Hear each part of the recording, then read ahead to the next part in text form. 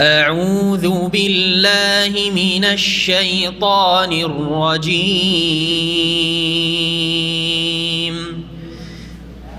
إن الله اشترى من المؤمنين أنفسهم وأموالهم بأن لهم الجنة يقاتلون في سبيل الله فيقتلون ويقتلون وعدا عليه حقا في التوراة والإنجيل والقرآن ومن أوفى بعهده من الله فاستبشروا ببيعكم الذي بايعتم به وذلك هو الفوز العظيم. التائبون العابدون الحامدون السائحون الراكعون الساجدون الآمرون بالمعروف والناهون عن المنكر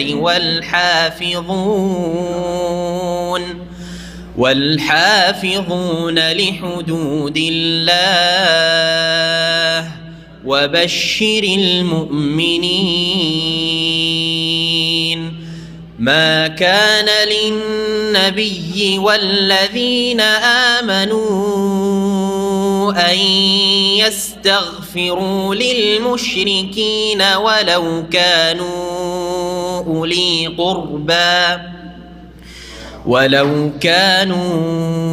أولي قربى من بعد ما تبين لهم أنهم أصحاب الجحيم.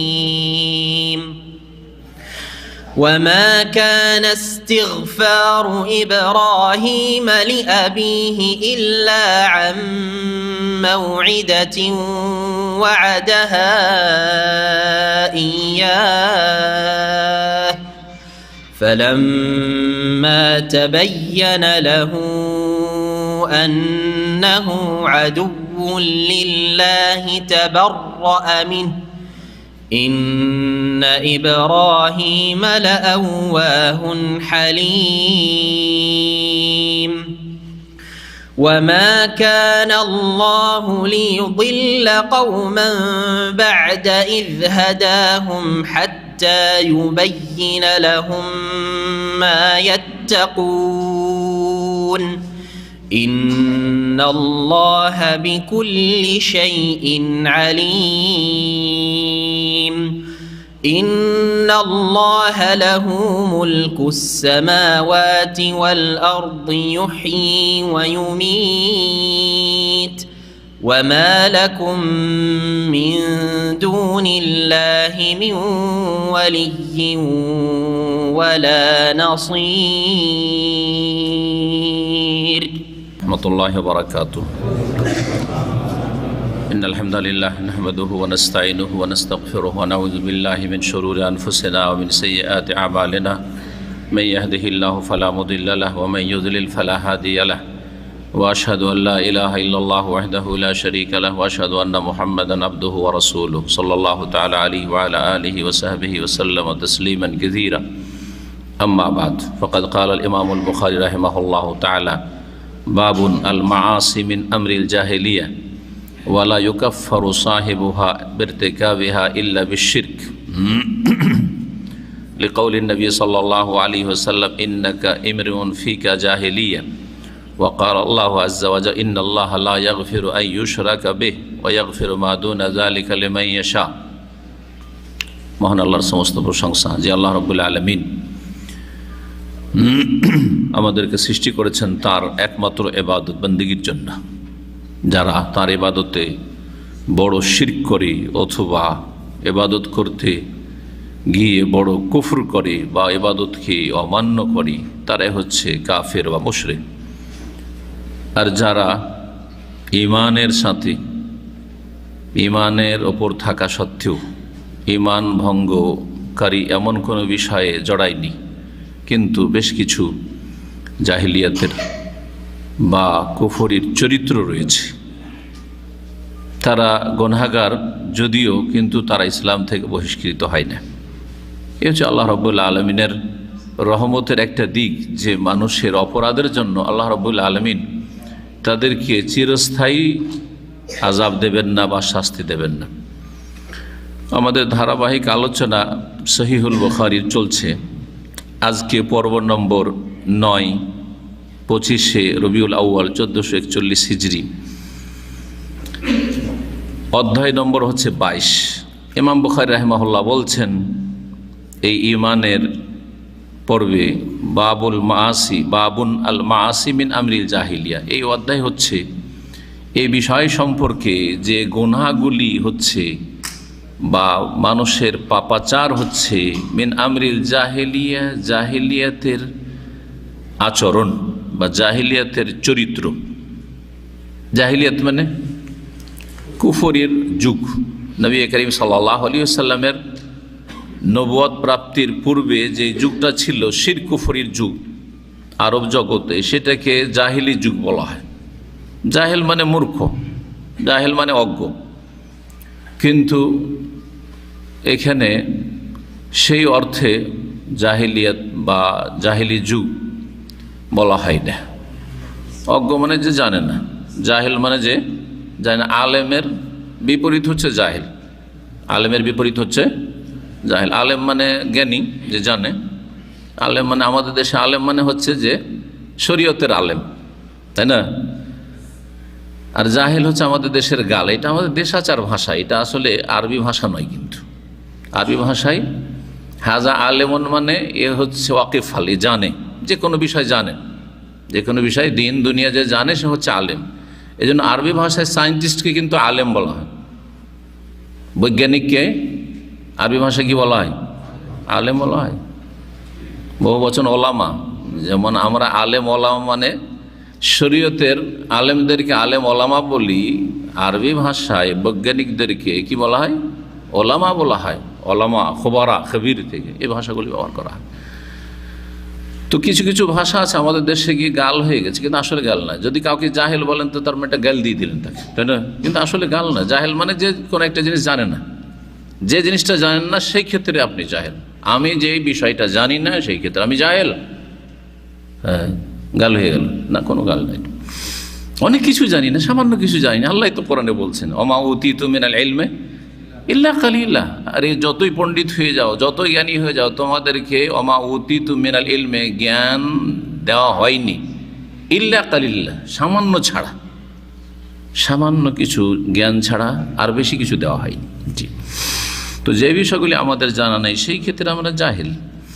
আর শরীয়তের ভাষায়, কোরআন হাদিসের ভাষায় জাহিলিয়াত বলা হয় জি, যাদের আল্লাহর সাথে পরিচিতি নেই। হ্যাঁ, ওই যুগের লোকদেরকে বা ওই যুগটাকে জাহিলি যুগ বলা হয়েছে। তো আরব মুশরিকদের যে যুগটা ছিল প্রায় 300 বছরের, রাসূলুল্লাহ সাল্লাল্লাহু আলাইহি সাল্লামের নবুয়ত প্রাপ্তির আগে 300 বছর, শুধু 300 বছর, এটা ছিল আরবদের জাহিলি যুগ। কারণ এই 300 বছর শিরিক চলেছে আরব জগতে, আর মক্কায় আর কাবার চারিদিকে। ধীরে ধীরে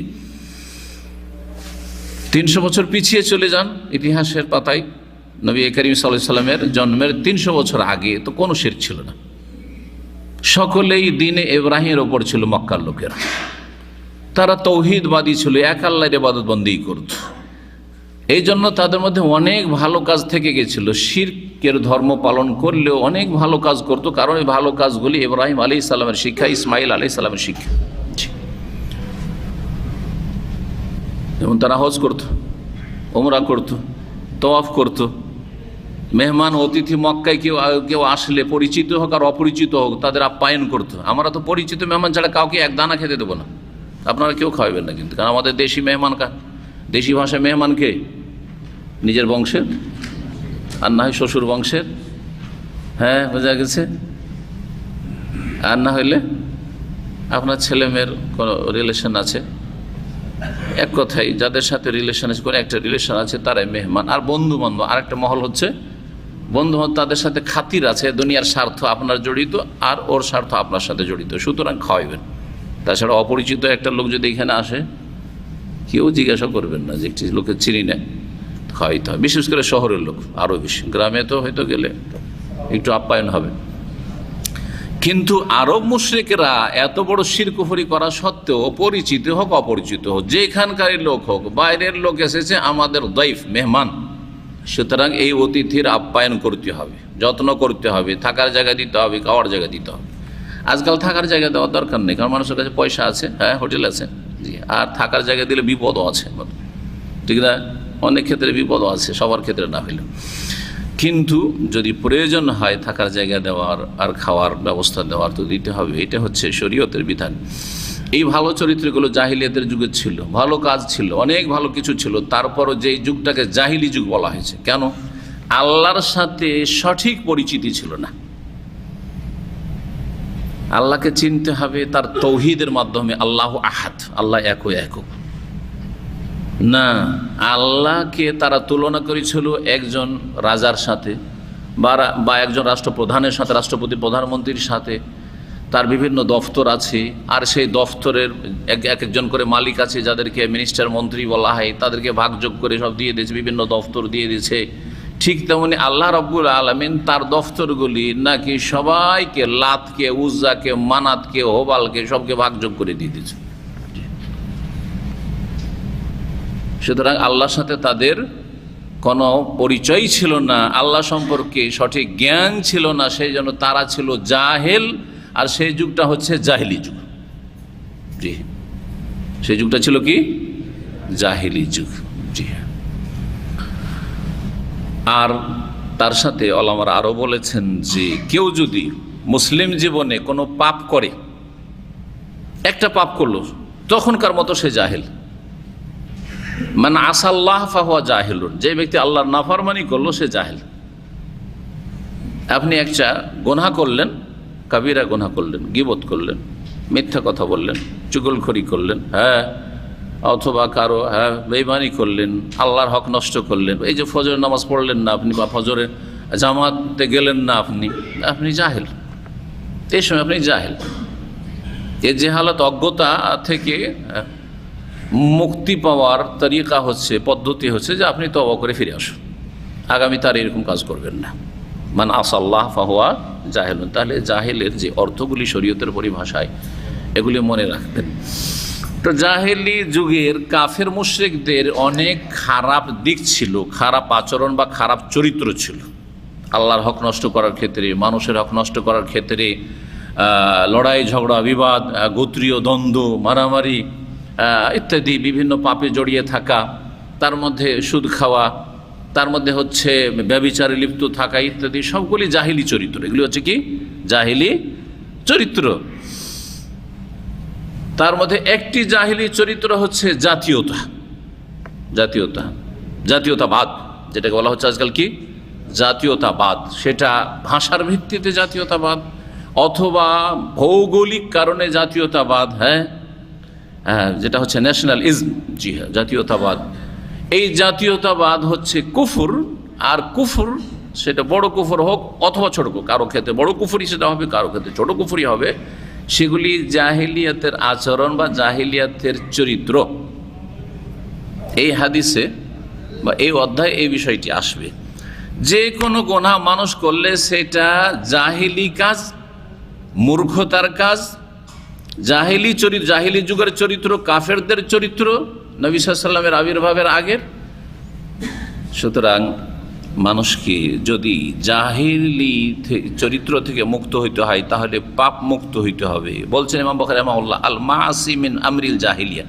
এই অধ্যায় হচ্ছে যে গুনাহ সমূহ হচ্ছে জাহিলিয়াতের চরিত্রের অন্তর্ভুক্ত। তবে কেউ গুনাহ করলে ওয়ালা ইউকাফফারু সাহিবুহা, গুনাহগারকে কাফের বলে আখ্যায়িত করা যাবে না। গুনাহগারকে, পাপীকে কাফের বলে আখ্যায়িত করা যাবে না। কেউ একজন বেঈমানি করলো, মুসলিম, কাফের, আবেগের ফতোয়া আজকাল আমাদের সমাজে আছে না, এটা চলবে না। আপনার আবেগ দিয়ে ফতোয়া দিলে হবে না। বিশেষ করে এই যে ধর্মীয় দ্বন্দ্ব, অর্থাৎ এই যে ইসলামের নামে দল উপদল যে ফিরকাবাজি পয়দা হয়েছে, এতে যদি ইখতিলাফ থাকে কারো সাথে, তাহলে ডালাহারে ফতোয়া দিয়ে দাও, কাফের কাফের। আর এই ক্ষেত্রে সবচেয়ে বেশি সোচ্চার হচ্ছে বেদাতপন্থীরা অথবা চরমপন্থীরা। বেদাতপন্থীরা কাফের ফতোয়া দেয় সবচাইতে আগে। আকীদার ক্ষেত্রে মিলাদুন নবী করে না, নবীর তৌহিন করে, নবীর সাথে গোস্তাকি করে, কাফের দিল ফতোয়া। কথা বোঝা গেছে? আর চরমপন্থীরা এই ক্ষেত্রে খুব আগে। চরমপন্থী কারা? জঙ্গি যারা, সন্ত্রাসী। আজকাল আলেম সমাজ মুনাফিক হয়ে গেছে, কাফের হয়ে গেছে, তাগুতের গোলাম হয়ে গেছে, তাগুতের পাঁচাটা গোলাম। এরা জিহাদের ফতোয়া দেয় না, এত মুসলিমরা মার খাচ্ছে, সুতরাং আলেমরাও কাফের, শাসকও কাফের। আউযুবিল্লাহ। কার ফতোয়া এগুলো? জঙ্গিদের ফতোয়া এগুলো, জঙ্গিদের পৃষ্ঠপোষকদের ফতোয়া। মুসলিম শাসকদেরকে বিভিন্ন পাপের কারণে তাদেরকে তাগুত সরকার বলে, যারা ধর্মের নামে রাজনীতি করছে তাদের, এরা হচ্ছে চরমপন্থী। এরা জঙ্গিবাদকে ইন্ধন যোগাচ্ছে, এদের বই পুস্তক জঙ্গিবাদকে ইন্ধন যোগাচ্ছে। জি, এরা চরমপন্থী বানিয়ে দিচ্ছে, বাড়াবাড়ি করছে। ইমাম বুখারী রাহমাতুল্লাহ এই খারেজি চরমপন্থীদের, নব্য খারেজি, বর্তমান যুগের খারেজি যারা চরমপন্থী, আর প্রাচীন যুগের যারা চরমপন্থী খারেজি ছিল, আলী রাদিয়াল্লাহু তাআলা আনহুর জামানায়, আলী রাদিয়াল্লাহু তাআলা, মুআবিয়া, আমর ইবনে আস, সবাই কাফের। সেই যুগের শাসন ক্ষমতায় আলী রাদিয়াল্লাহু তাআলা আনহু ছিলেন, আর আনুগত্য না করে আর এক শাসন ক্ষমতায় মুআবিয়া রাদিয়াল্লাহু তাআলা আনহু ছিলেন, আমর ইবনে আস রাদিয়াল্লাহু তাআলা আনহু মিসরের গভর্নর ছিলেন। সুতরাং এই তিনজনের ক্ষেত্রে বিশেষ করে খারেজিদের ফতোয়া ছিল যে এরা তিনজনে কি হয়ে গেছে? কাফের হয়ে গেছে। সিফিনের যুদ্ধের পরে এই খারেজি জন্মালো, প্রাচীন যুগের খারেজি ইসলামের ইতিহাসে। খারেজিরা ফতোয়া দিল যে এই যে বড় যে তিনটা নেতা আছে, তিনজন কি হয়েছে? কাফের হয়ে গেছে। জি, কি জন্য? আল্লাহ বলছে ইনিল হুকম। দেখেন, কোরআনের আয়াত সবাই পড়ে, কিন্তু অপব্যাখ্যা করতে গিয়ে পথভ্রষ্ট হয়। জি, বেদাতীদের কাছে কোরআন আয়াত নাই এমন কথা নেই, আছে, কিন্তু অপব্যাখ্যা, ভুল ব্যাখ্যা করে, কানাকে হাইকোর্ট দেখায়।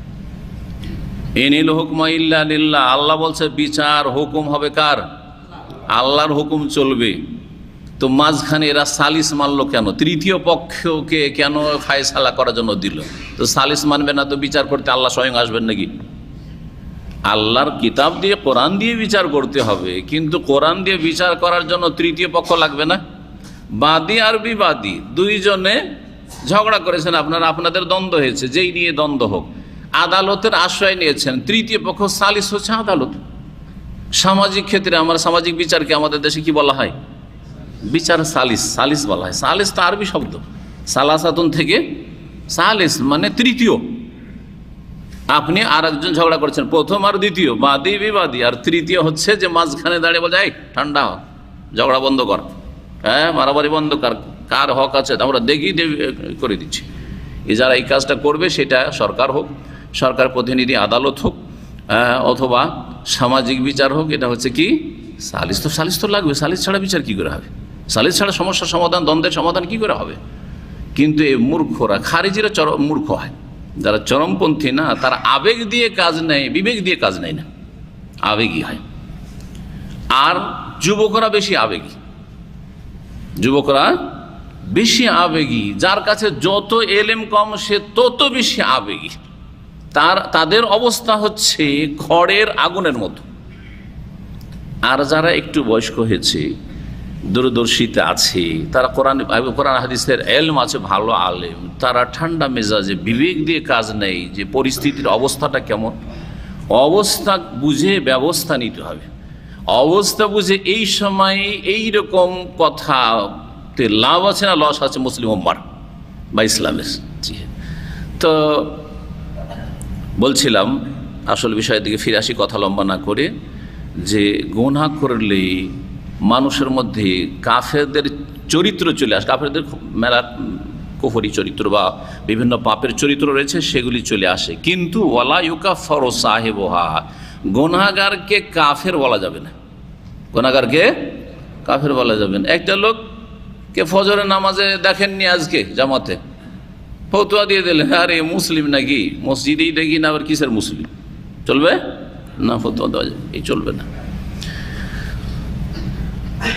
বেরতেকাবেহা, কোন গুনাহে লিপ্ত হওয়ার কারণে, ওয়ালা ইউকাফারু সাহিবুহা বেরতেকাবেহা, কোন গুনাহে লিপ্ত হওয়ার কারণে গুনাহগারকে কাফের বলা যাবে না, ইল্লা বিশিরকে, তবে শিরকে লিপ্ত হইলে, তবে শিরকে লিপ্ত হলে।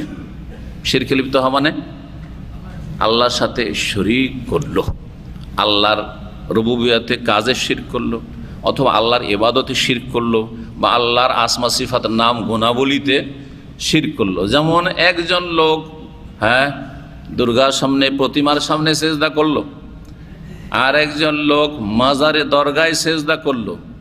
বড় শিরক না ছোট শিরক? শিরক দুই প্রকার, বড় শিরক এবং ছোট শিরক। আর প্রত্যেকটা শিরকের আবার দুই ভাগ, প্রকাশ্য শিরক আর গোপনীয় শিরক।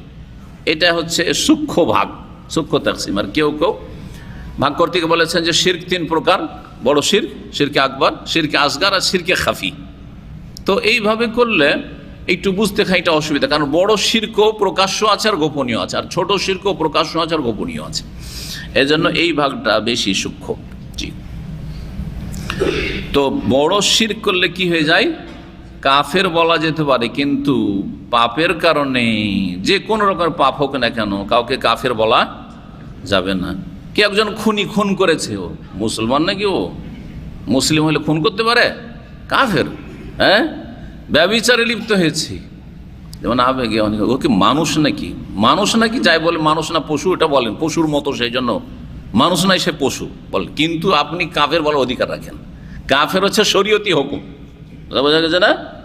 শরীয়তের হুকুম। সুতরাং শরীয়তের দলিল ছাড়া, স্পষ্ট দলিল ছাড়া কাউকে কাফের বলা যাবে। যেই ব্যক্তি একবার ইসলামে ঢুকেছে তাকে বের করার আপনার আমার কারো অধিকার নেই, যতক্ষণ পর্যন্ত আল্লাহ না বের করেছে, রাসূলুল্লাহ সাল্লাল্লাহু আলাইহি ওয়াসাল্লাম না বের করেছেন।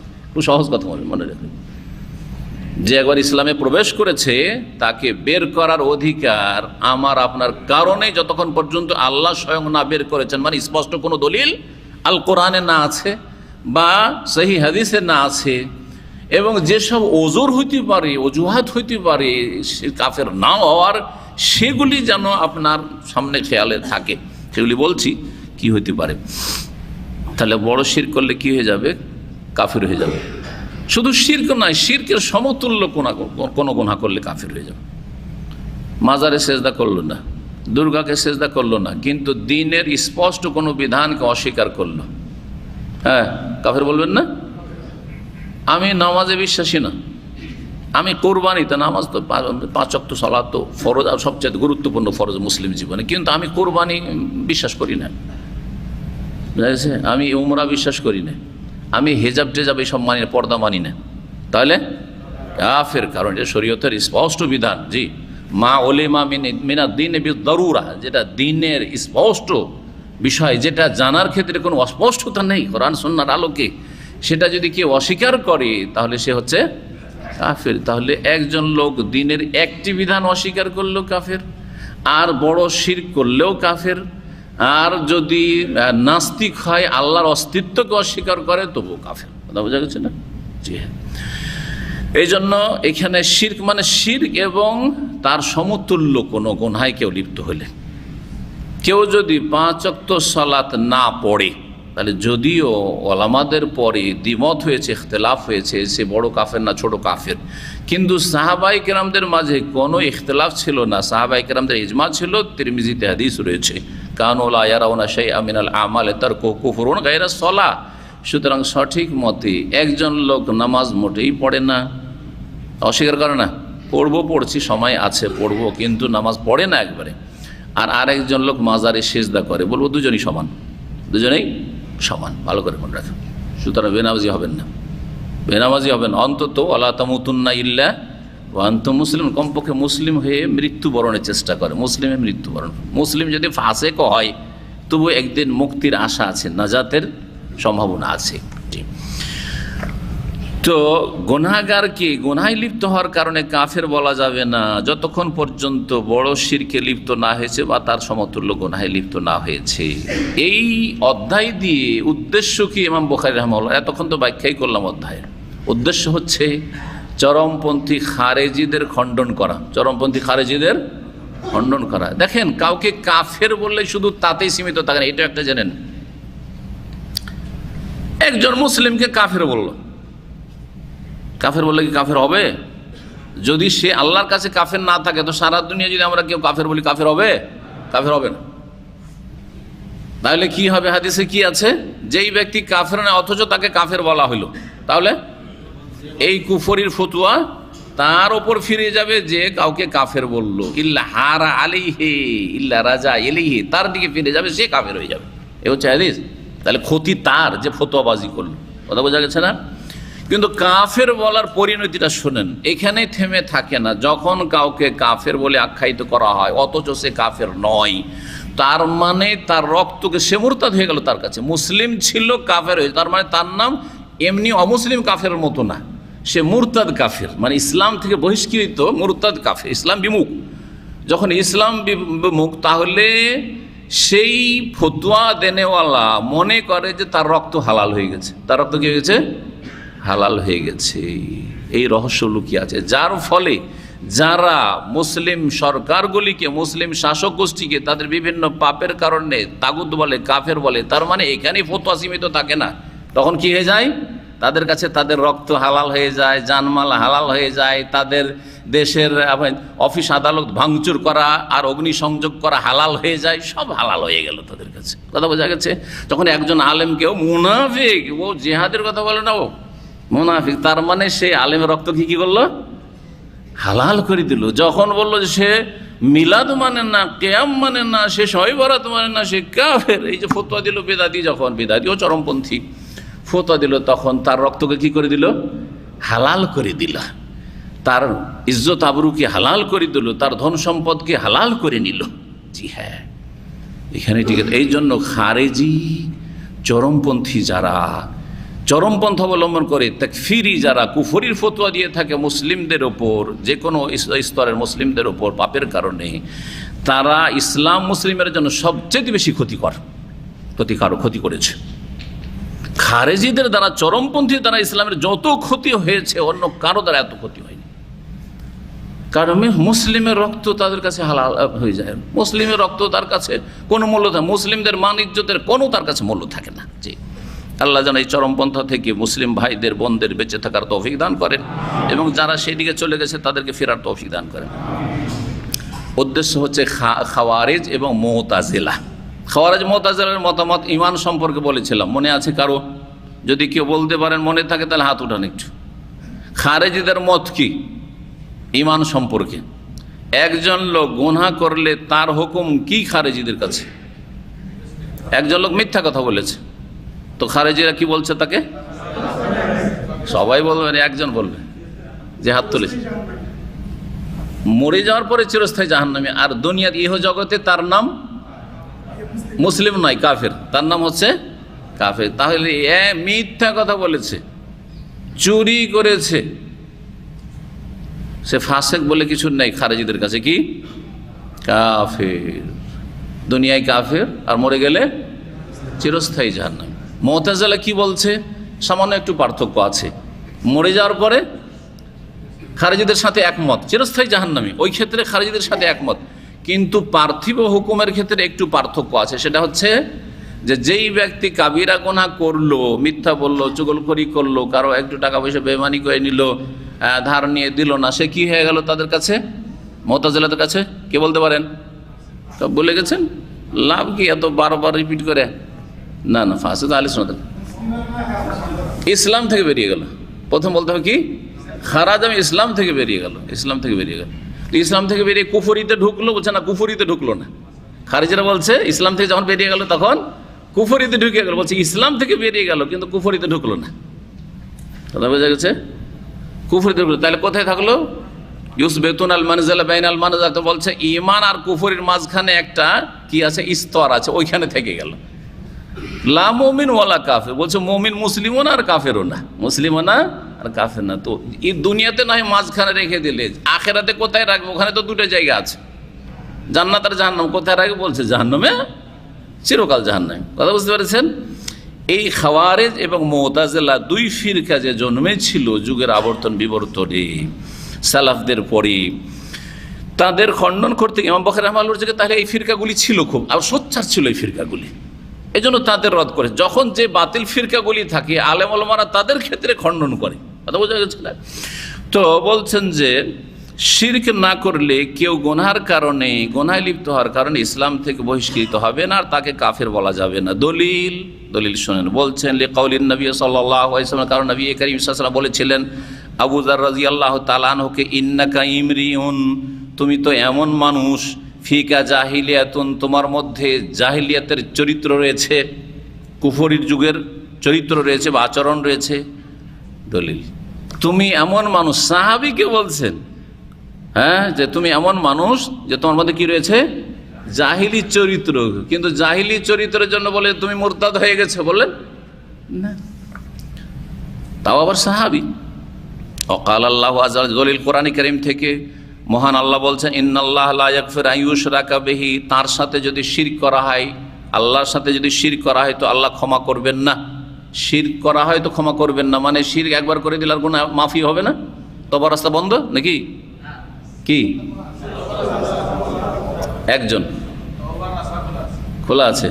তো কোরআন যে বলছে যে শিরক করলে আল্লাহ মাফ করবেন না, শিরকের অবস্থায় মারা গেলে, কথা লাগে তো কি, শিরক করে ওই অবস্থায় বা শিরকি আকীদা নিয়েই মারা গেল, যেই ব্যক্তি এই আকীদা নিয়ে মারা গেল যে আল্লাহর বড় বড় গস কুতুব আছে, যারা অসাধারণ ক্ষমতা রাখে, পৃথিবীকে ধারণ করে আছে, আল্লাহ যখন রাগান্বিত হন যে আমি ধ্বংস করে দেব দেশকে, তখন গস কুতুবরা ধরে থাকে, থেমে নাই।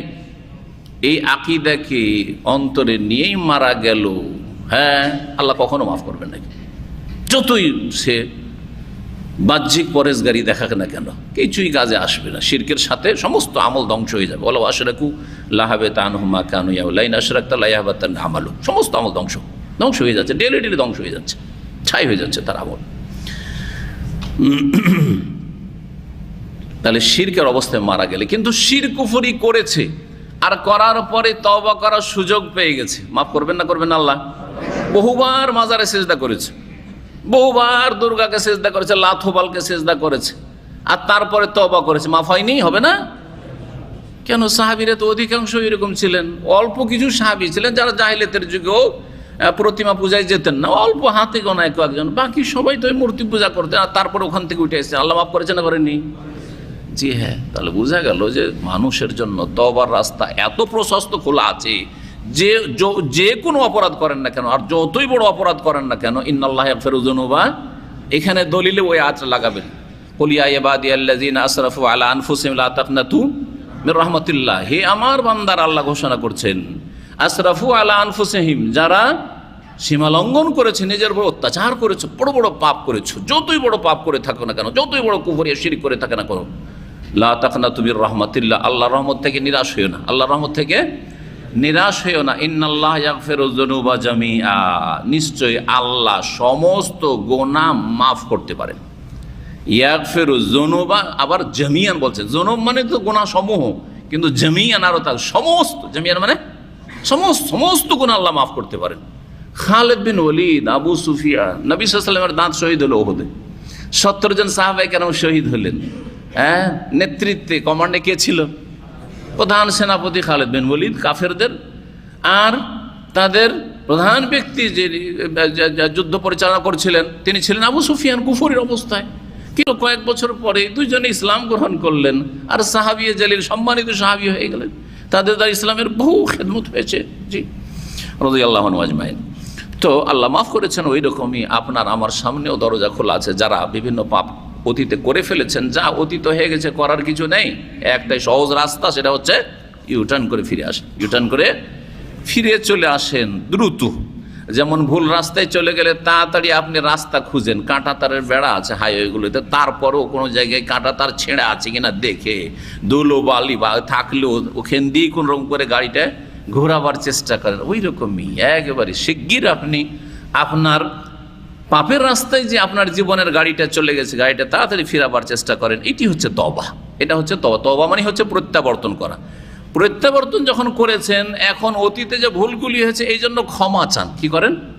ইস্তেগফার করেন, ক্ষমা চান। এর মানে হচ্ছে ইস্তেগফার মানে হচ্ছে ক্ষমা চাওয়া। এই দুটো কাজ, তওবা এবং ইস্তেগফার। ওয়াগফিরু মা দুনা যালিকা, আর শিরক ছাড়া বা শিরকের নিম্নের যেসব গুনাহ রয়েছে, দুন মানে নিম্নে, দুন মানে ছাড়া, ব্যতীত, শিরকের নিম্নে যেসব গুনাহগুলি রয়েছে সেগুলিকে আল্লাহ ক্ষমা করবেন। কিন্তু সবাইকে ক্ষমা করে দেবেন?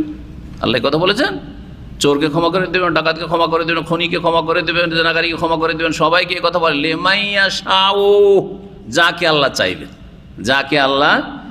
তাহলে শুনে রাখেন ভালো করে, যারা বিভিন্ন কাবিরা গুনাহে জড়িয়ে আছেন, আপনি এই কথা বলতে পারেন না যে আল্লাহ গফুর রহিম। আল্লাহ তো বলেছেন শিরকের অবস্থায় মরে গেলে আল্লাহ মাফ করবেন না, বাকি যে কোনো গুনাহ মাফ করবেন, কিন্তু আপনাকে মাফ করবেন এই কথা বলেছেন। যাকে আল্লাহ চাইবেন মাফ করবেন। আপনার এই ধৃষ্টতা, আপনার এই পাপের ক্ষেত্রে দুঃসাহসিকতা হয়তো আপনাকে এমন পাপিষ্ট করে দিয়েছে যে আপনি ক্ষমাহীন, ক্ষমা করবেন না। কিন্তু আপনার অন্তরে ভয় আছে। অনেকে আছেন পাপও করছে, ভয়ও লাগছে, আবার নিজেকে তিরস্কারও করছে, আর খুব খারাপও লাগছে, কিন্তু আবার কুপ্রবৃত্তির অনুসারী আবার পাপ হয়ে যাচ্ছে। এইরকম লোককে আল্লাহ মাফ করতে পারেন। এবং নেক আমল অনেক আছে, তার পাশাপাশি অনেকে নেক কাজও করেছে, কিন্তু গুনাহ করেছে, অবশ্যই মাফ করবেন, মাফ করবেন ইনশাআল্লাহ। কিন্তু সবাইকে না। এই জন্য আল্লাহ শেষখানে একটি কথা লাগিয়ে দিলে, মাইয়া শাহ, যাকে আল্লাহ চাইবেন, আল্লাহর রহমত যার জন্য হবে তাকে আল্লাহ মাফ করবেন। জি, আর না হলে শাস্তি দেবেন। তবে কুফরি ছাড়া অন্য ছোট গুনাহ, মানে কাবিরা গুনাহ করেছে কিন্তু কুফরি করেনি, শিরক করেনি, এই অবস্থায় মারা গেলে চিরস্থায়ী শাস্তি দেবেন না। চিরস্থায়ী আল্লাহ রাব্বুল আলামিন শাস্তি। এটা আল্লাহর আর একটা রহমত। এটা কিসের কারণে? আপনার ঈমান এবং তৌহিদের কারণে। ঈমান এবং তৌহিদের ফজিলত হচ্ছে যে আপনি জাহান্নামে গেলেও চিরস্থায়ী জাহান্নামে হবেন না। আল্লাহ আযাব দিলেও চিরকাল আযাব দেবেন না। এক সময় আপনার আযাব ঠান্ডা হয়ে যাবে এবং আল্লাহ আপনাকে জান্নাতে দেবেন ইনশাআল্লাহ। জি, তবে এই ইনশাআল্লাহ বলে আপনি মনে করিয়েন না যে আমি গুনাহ করতে থাকি এক সময় তো জান্নাত পাবো। যেমন আজকাল এই আরেকটি মূর্খতা, এই মূর্খতার জন্য আরেক তওবার দরকার। যে ব্যক্তি মনে করে যে আল্লাহ তো বলেছেন, তো আল্লাহ তো এক সময় আমাকে, যখন আমি একজন মুমিন মুসলিম, তো আল্লাহ তো একদিন জান্নাত দেবেন। এই ধৃষ্টতা আরেকটি পাপ, যার জন্য তওবা দরকার। কথা বুঝতে পারছেন না? পারছেন না? জি হ্যাঁ। সুতরাং এইরকম যেন অন্তর না, অন্তরের পাপ সম্পর্কে আগে আল্লাহ ধরবেন। আপনার অন্তরে যে খারাপিটা আছে এটা আগে ধরবেন, তারপরে কথার পাপ, কাজের পাপের ক্ষেত্রে পরে ধরবেন আল্লাহ রাব্বুল আলামিন। আপনার অন্তর পাপিষ্ট, যে পাপ করেই যাচ্ছেন, সংশোধন করছেন না আপনি। যাই হোক, হাদিস আসি, হাদিস নম্বর 30।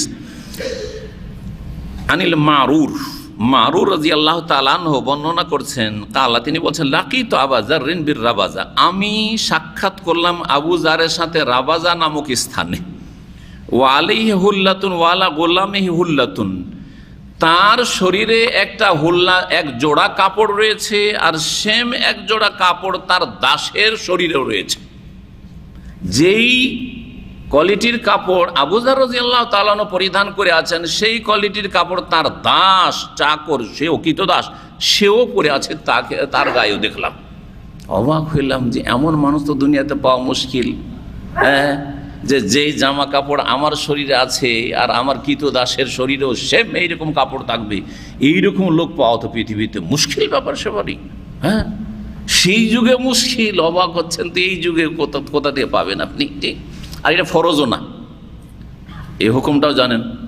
আপনার বাড়িতে ধরেন চাকর আছে, আজকাল কৃতদাস না, কিন্তু দাস আছে, বাড়ির চাকর নকর থাকে না, কাজের ছেলে কাজের মেয়ে আছে। তো ওদেরকে কি আপনার ছেলেরাকে যেই রকম কোয়ালিটির কাপড় চোপড় দিয়েছেন ওই রকমই দিতে হবে? এটা ফরজ? হ্যাঁ না, ফরজ নাই, তবে এটা উত্তম। এটা কি উত্তম? একই রকম খাবার দিতে হবে, যে আমি যেই খাবার খাবো সেই খাবার আমার বাড়ির চাকরকে দিতে হবে আর কাজের মেয়েকে দিতে হবে। এটা কি ফরজ? ফরজ নাই, কিন্তু মুস্তাহাব অবশ্য, উত্তম। এটা অবশ্য, এটা উত্তম চরিত্র। এবং এই রকম চরিত্র যদি কারো থাকে তো এটা হচ্ছে ইমানের পূর্ণতার পরিচয়। যে আমার ইমানে পূর্ণতা আছে আলহামদুলিল্লাহ, সেজন্য আমি যা খাই তাই আমার চাকরকে খাওয়াই, যা পরিধান করি তাই আমি ওই রকমই আমি পরিধান করাই। জি হ্যাঁ, কিন্তু এটা ফরজ নয়। তবে এমন খাবার দেওয়া যাবে না যেই খাবার গরু ছাগল ছাড়া কিছুতে খাই না, যখন বাসি হয়ে গেছে, পচে সরে যাচ্ছে, আর এটা তার কেউ খাবে না, দেখে রাস্তাঘাটে কোনো ফকির মিসকিন পাচ্ছিস কিনা দেখ, অথবা ওই কাজের ছেলেটাকে দিয়ে দে, ওই কাজের মেয়েটাকে দিয়ে দে, ও খেয়ে নেবে, ফেলবি কেন? না, এটা চলবে না, কারণ এটা মানুষ খাওয়ার মতো যোগ্য নেই, মানুষ খাওয়ার মতো হয়ে নেই, সুতরাং সেটা চলবে না। ভালো করে মনে রাখবেন, প্রয়োজনে আমিও খেতে পারবো, প্রয়োজনে একটা সবজি আছে যে সবজিটা আমিও খেতে পারবো, প্রয়োজনে আমার ছেলেরাও খেতে পারবে, মেয়েরাও খেতে পারবে, কিন্তু সেটা হয়তো আমি খাবো না, বাসি হয়ে গেছে, ওর চাইতে ভালো একটা আছে আর সেটা অল্প আছে, সেটা আমি খেলাম বা আমার ছেলেরা খেলো, কিন্তু সবার জন্য জোটানো যাবে না, সুতরাং এইটা কাজের ছেলে কাজের মেয়ে খেয়ে নিক, জায়েজ। সেটা আপনি খেতে পারবেন মানুষ হিসাবে, সেটা আপনি হয়তো খাচ্ছেন না, তখন দেন, আপনি অসুবিধা নাই। সাপোজ আমি বলি, খুলে না বললে অনেকে বুঝবেন না, আমরা একসময় লজিং থেকেছি, লজিং থেকে লেখাপড়া করেছি আর লজিং থেকে শিক্ষকতা করেছি। তো আমাদের পাশে বসে আছেন, গ্রাম চিনবেন উনি, এই জন্য বলছি, বুধিয়া গ্রামে আমি শিক্ষকতা করতাম। তো মহাজন সাহেবের বাড়ি আমার জাগির ছিল, বড় মহাজন, গ্রামের সবচেয়ে বড় যিনি মহাজন, মহাজন তো বুঝেন না, তো মহাজনের বাড়ি আমার জায়গা ছিল। তো তার বাড়িতে মাশাআল্লাহ খাবার ডেইলি মাছ গোস্ত থাকবে, মাছ গোস্ত থাকবে, কিন্তু তার বাড়িতে 3 শ্রেণীর খাবার থাকতো, 3 শ্রেণীর খাবার থাকতো, 3 ক্যাটাগরির। ডেইলি 3 বার গরম ভাত হইতো, আর গরম ভাতের সাথে মাছ অথবা গোস্ত থাকবে, এটা হচ্ছে ফার্স্ট কোয়ালিটি। জি, সেখানে কয়টি হচ্ছে, রুটি থাকবে আর সবজি থাকবে, রুটি থাকবে আর সবজি থাকবে সকালে নাস্তায়, আর দুপুরে ভাত থাকবে, কিন্তু ওই কিছু হয়তো স্পেশাল তরকারি আছে যেটা হয়তো ওদের জন্য হবে না, সেকেন্ড কোয়ালিটির জন্য আছে, কিন্তু গরম ভাতই আছে, আর সকালবেলা রুটি আছে, তার সাথে সবজি আছে, গরম ভাত নেই, এটা সেকেন্ড কোয়ালিটি। থার্ড কোয়ালিটি হচ্ছে কি, যে ছাতু, ছাতু বুঝেন? ছাতু আপনারা খান না, সব এসে ইয়াং জেনারেশন মনে হচ্ছে। জবের ছাতু সবচেয়ে ভালো এখন, যেটা পাওয়া যায় এটা জবের ছাতু। তারপরে আপনার বুটের ছাতু, চাউলের ছাতু, আজকাল ওগুলো পায় না, তখন চাউলের ছাতু খায় অনেকে। আর তারপরে আপনার গমেরও ছাতু খাচ্ছে অনেকে, জানি তো কথা। এই যে ছাতুও থাকতো, তার মধ্যে একটা ছাতু থাকতো খেসারির ছাতু, যেটা নিম্নমানের, একবারে নিম্নমানের খেসারির ছাতু, যেটা আমার জীবনে আমি খাইনি, আর যেহেতু আমার বাড়িতে জীবনে খাইনি, সুতরাং লজিংয়ের বাড়ি দিলে অসম্ভব সেটা। তো মাঝে মাঝে ফার্স্ট কোয়ালিটি চলে আসতো, অধিকাংশ সময় সেকেন্ড কোয়ালিটিটা আসতো মাদ্রাসায়। আর যদি কখনো থার্ড কোয়ালিটি চলে এসছে ছাতু, আর তাও যদি আবার খেসারির ছাতু হয়, তো জীবনে খেয়ে অভ্যাস নেই, ওর একটা ঘ্রাণ আসলে তারই পাবে। বাসি পেটে শিক্ষকতা করে বৃহস্পতিবারে 3টা ক্লাস করে এই সকাল 9টা বেজেছে, দেখলাম যে না সামনে আছে ছাতু, সুতরাং বাসি কিছুই খাবো না, চললাম বাড়ি চলে গেলাম। ওই গিয়ে দুপুর হইলো, বাড়িতে গিয়ে পৌঁছে খাবার খেলাম। তো কথা হচ্ছে এই 3 শ্রেণীর খাবার ছিল, এটা দুর্নাম করার জন্য না, অনেকের বাড়িতে এইরকম 3 শ্রেণীর খাবার আছে।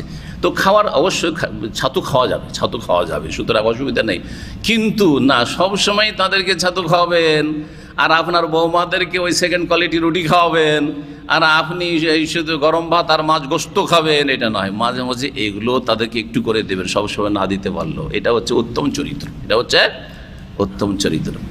বাসি পচা দেবেন না, বাসি পচা দেবেন না, আল্লাহ নিষেধ করেছেন। আল্লাহ কোনো নেকি না, লান তানালুল বিররা হাত্তা তুনফিকু মিম্মা, চতুর্থ পারার প্রথম আয়াত, লান তানালুল বিররা, নেকিতে পৌঁছিতেই পারবে না কখনো, হাত্তা তুনফিকু, যতক্ষণ পর্যন্ত ব্যয় না করবে, খরচ না করবে, দান খেরাত না করবে, মিম্মা তুহিব্বুন, তোমার প্রিয় বস্তুটি যেটা তোমাকে ভালো লাগে সেটা যতক্ষণ পর্যন্ত খরচ না করবে, ততক্ষণ পর্যন্ত পুরোপুরি নেকি পাবে না। তো রাবাজা নামক স্থানে আবু যারের সাথে সাক্ষাৎ হলো। এই রাবাজা কোথায় আছে দেখি, সৌদি আরব সম্পর্কে কার কতটা নলেজ আছে, কেউ যদি বলতে পারেন তো ভালোই, প্রাইজ পাবেন একটা। রাবাজা কোথায়? কেউ জানেন না? কেউ জানেন না, তার মানে মদিনা থেকে যখন আল কাসিম আসবেন, রাস্তায় একটা শহর আছে হানাকিয়া। হানাকিয়া কেউ চেনেন? চেন না, যারা রাস্তাঘাটে খুব গাড়ি চালায় তারা চেনে, আমি আছে কিছু ভাইরা চেনে। তারপরে কাসিমের আগেই যে আজকাল যে হাইওয়ে আছে, হাইওয়ে থেকে এক সাইডে বেশ কিছু দূর যেতে হবে, কয়েক কিলোমিটার যেতে হবে, ওখানে কিন্তু রাবাজার লোকেশন দেওয়া আছে, রাবাজার লোকেশন দেওয়া আছে। আমরা খেয়াল করি, কারণ অনেকে খেয়াল করেন এগুলো জিনিসগুলো।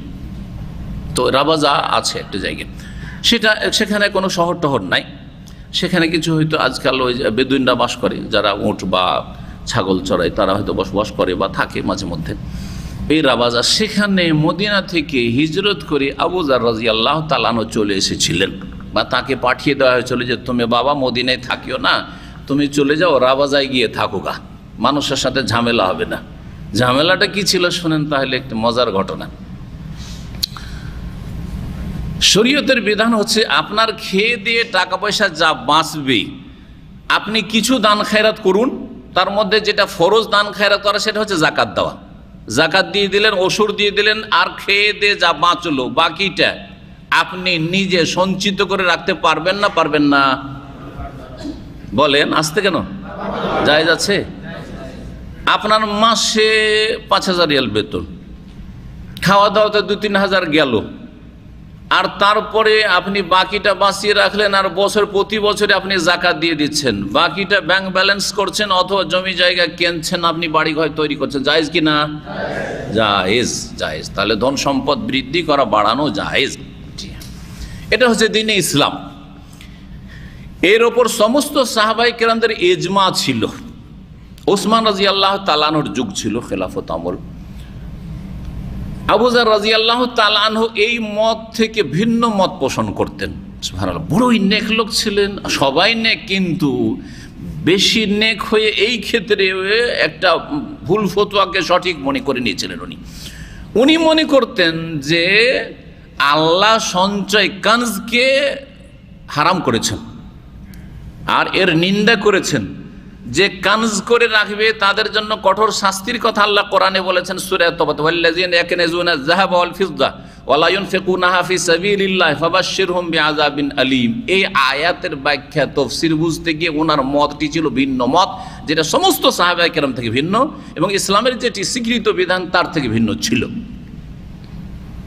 সেটা হচ্ছে যে খেয়ে দিয়ে যা বাঁচলো সন্ধ্যাবেলা সব দান করে দিতে হবে, মাসের শেষে যা বাঁচলো আর কিছুই রাখা যাবে না, সব দান করে দিতে, একটা পয়সা রাখা যাবে না, একটা পয়সা রাখা যাবে না। এটি ছিল তার মত।